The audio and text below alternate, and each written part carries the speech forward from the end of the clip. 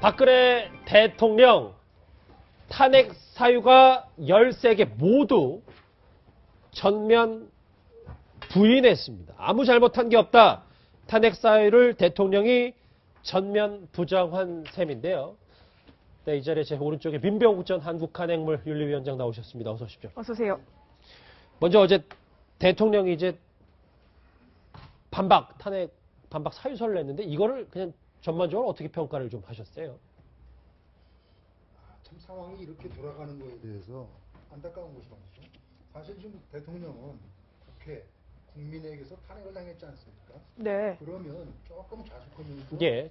이 스스로의 잘못을 좀 잠시만요. 위원장님. 위원장님, 요게 지금 방송 상태를 조금 더 점검한 다음에 황 의원님부터 먼저 여쭤볼게요. 왜냐하면 이게 지금 아무 잘못한 게 없다. 이게 뭐 탄핵 사유가 13개 중에서 네. 인정할 건 인정하고 공격할 건 공격하는 게 아니라 전면 부인했단 말이에요. 이거 네. 의미는 뭡니까? 자, 우리 잠깐 뭡니까?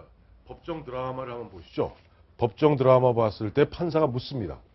대배심에서 미국 경우입니다만은 당신이 유죄냐 무죄냐 물을 때 not guilty 합니다.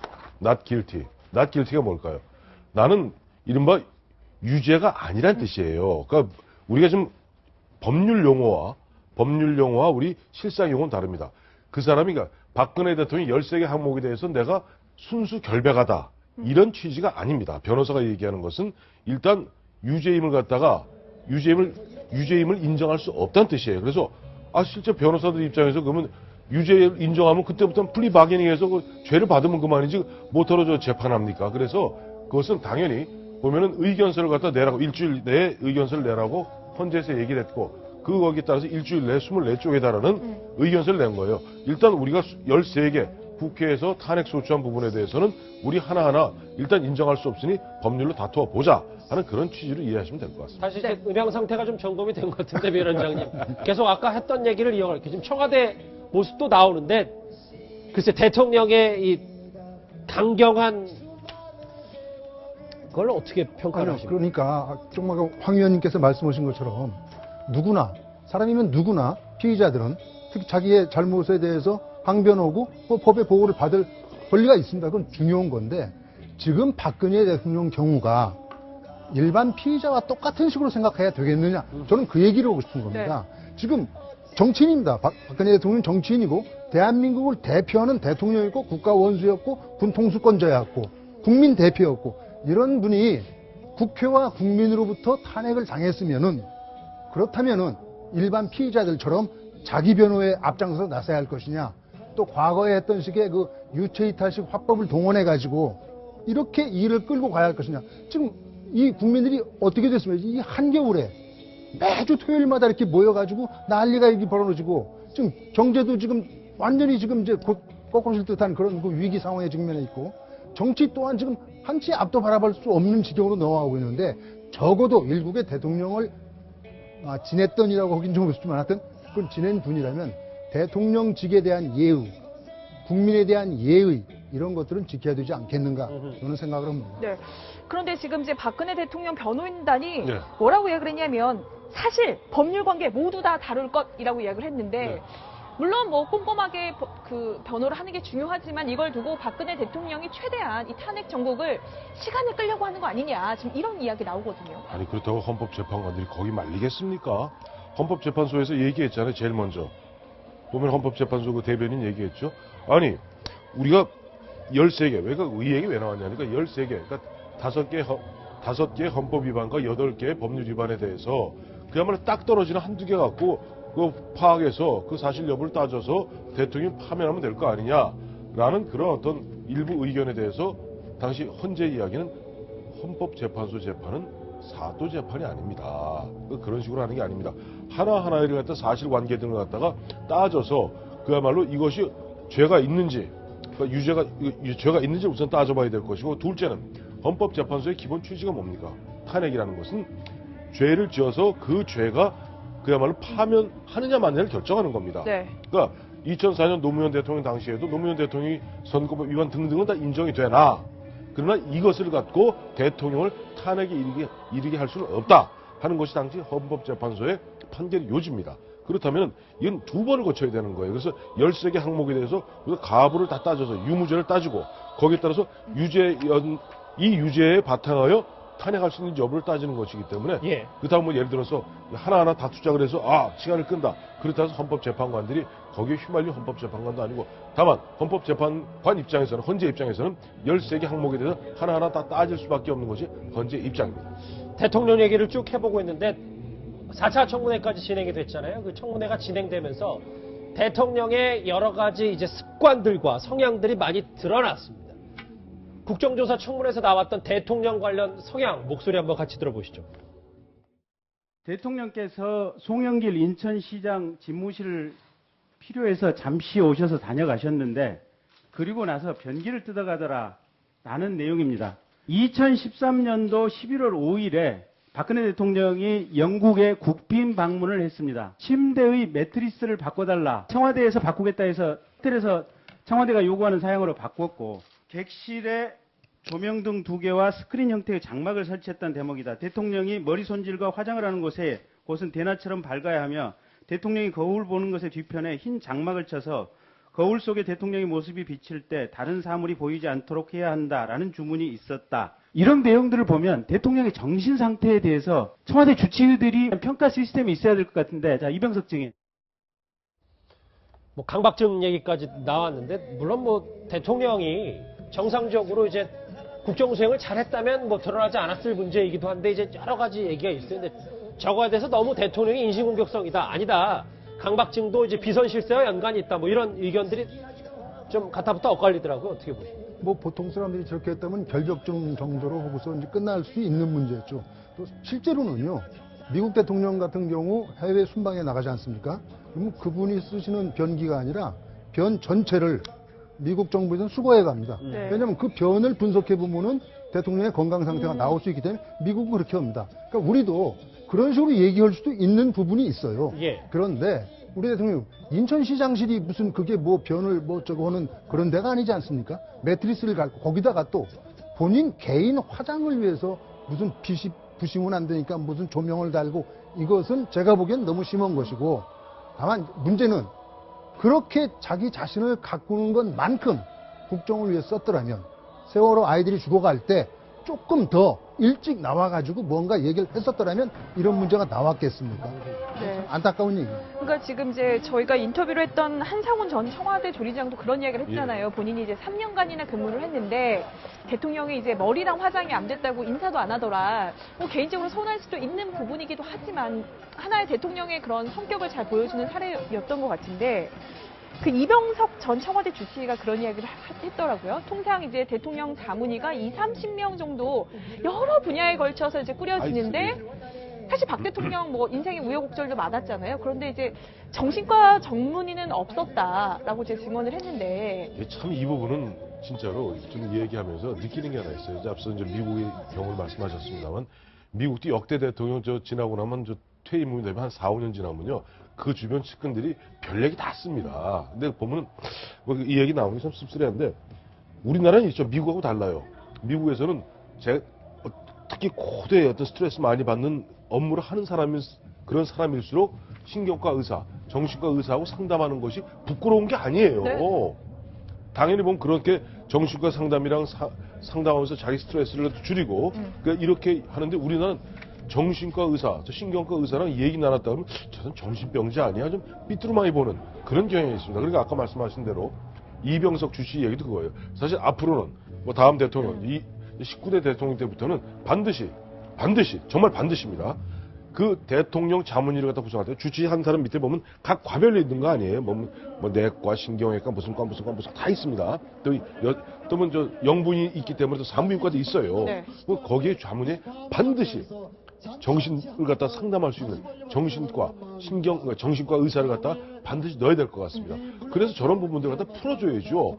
저런 식으로 우리나라 같은 그런 풍습. 정신과 의사랑 상담한 자체하면 뭐 정신병자 아닌가 하는 약간 그 왜곡된 시각으로 바라보기 때문에 사실 대통령도 보면은 정상적인 모습은 아니거든요. 아니 때로는 머리 풀어해주고 예를 들어서 머리 좀 안 올려도 가서 아이고 3년 4개월 동안 가장 가까이서 그 밥을 챙겨줬던 하고 악수하고 사진 한 장 찍는 게 뭐 그리 대수인데 절대 안 나왔다는 거 아닙니까? 그 앞으로 보면은 자문위 꾸릴 때 반드시 정신과에서 넣어야 될 것 같습니다. 현장사 한번 잠시 보실게. 지난주에 이제 가수 이은미 씨하고 DJ DOC가 왔었는데 방금 전에 이제 행사 이제 사전 집회 행사에서는 이제 윈디시티 김반장이라는 이제 가수가 나와 예. 노래를 부르는 모습도 함께 보고 지금 이제 5시 30분이 20분도 채 안 남았으니까 이제부터 촛불 집회 본 행사가 시작이 될 것 같아요. 민 위원장, 저 오늘 촛불 집회 8차 촛불 집회 여러 메시지 가운데 하나가 이제 황교안 총리의 이제 퇴진까지 얘기를 하고 있는데 황교안 총리 얘기를 좀 해보면 글쎄요, 이제 인사를 어제 단행을 했고 공공기관장 인사를 단행한 거에 대해서 야당이 이게 총리 이제 권한대행이 월권 아니냐 이런 얘기가 있어요. 이거에 대해서는 어떻게 평가하십니까? 지금 황교안 총리에 대해서는요, 저는 어쨌든 간에 박근혜 대통령이 탄핵이 인용이 되건 아니면 기각이 되건 그것과 상관없이 본인은 이미 대통령으로서의 권능과 권위를 다 상실했습니다. 상실했기 때문에 저는 결국은 어쨌든 간에 임기 말까지 가기보다는 조기 선거로 갈 가능성이 높다고 봅니다. 예. 그렇게 됐을 때 보수층에서 뭐 극우라는 표현은 안 쓰겠지만 보수층에서 쓸만한 대통령 후보가 지금 없습니다. 네. 그래서 저는 황교안 총리가 그쪽에서 쓸 수 있는 대통령 후보 카드가 될 수 있다라고 보고요. 네. 이게 참 중요한 것은 황교안 총리의 경우는 지금 어떤 일을 하더라도 그것이 뭐 이런 좀 약간 저속한 표현이지만 꽃놀이패가 될 수 있다.